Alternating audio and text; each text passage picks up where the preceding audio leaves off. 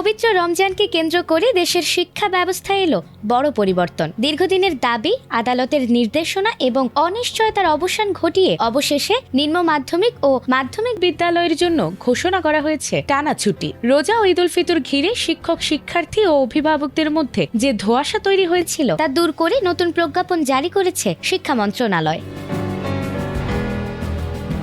বুধবার স্কুলের ছুটির তালিকা সংশোধন করে নতুন প্রজ্ঞাপন প্রকাশ করেছে শিক্ষা মন্ত্রণালয়। নতুন সূচি অনুযায়ী বৃহস্পতিবার থেকে দেশের সব নিম্ন মাধ্যমিক ও মাধ্যমিক বিদ্যালয়ে ছুটি কার্যকর হয়েছে। এই ছুটি চলবে আগামী ২৬ মার্চ পর্যন্ত। যেহেতু ২৬ মার্চ বৃহস্পতিবার, তাই সাপ্তাহিক ছুটির সঙ্গে মিলিয়ে শিক্ষক কর্মচারীরা টানা ২৮ মার্চ পর্যন্ত ছুটি ভোগ করতে পারবেন। ফলে রোজা ও ঈদ উল ফিতর উপলক্ষে তৈরি হয়েছে দীর্ঘ ছুটির সুযোগ।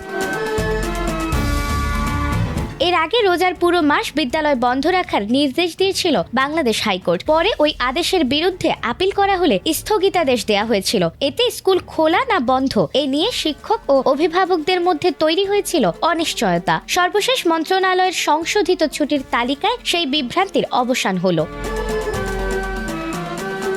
ত্রয়োদশ জাতীয় সংসদ নির্বাচন, গণভোট ও শিবরাত্রি ব্রত উপলক্ষে এর আগে প্রাথমিক, মাধ্যমিক বিদ্যালয় ও কলেজ টানা ৫ দিন বন্ধ ছিল। গত সোমবার থেকে শ্রেণী কার্যক্রম শুরু হলেও নতুন সিদ্ধান্তে আবারও দীর্ঘ বিরতিতে যাচ্ছে মাধ্যমিক স্তরের। খবরের সব সিরিয়াস আপডেট তো জানলেন, এবার একটু বিনোদন হয়ে যাক। ঘুরে আসুন আমাদের চরবিজয় গ্রুপ চ্যানেল থেকে। এই ভিডিওর পিন কমেন্টে চ্যানেলের লিংক দেওয়া আছে, এক ক্লিকে গিয়ে দেখে আসুন। শিক্ষা প্রতিষ্ঠানগুলো। অন্যদিকে মাদ্রাসাগুলোতে নির্বাচনী ছুটির মধ্য দিয়েই ঈদের ছুটি শুরু হয়েছে। মাদ্রাসার বর্ষপঞ্জি অনুযায়ী তাদের ছুটি চলবে ২৮ মার্চ পর্যন্ত।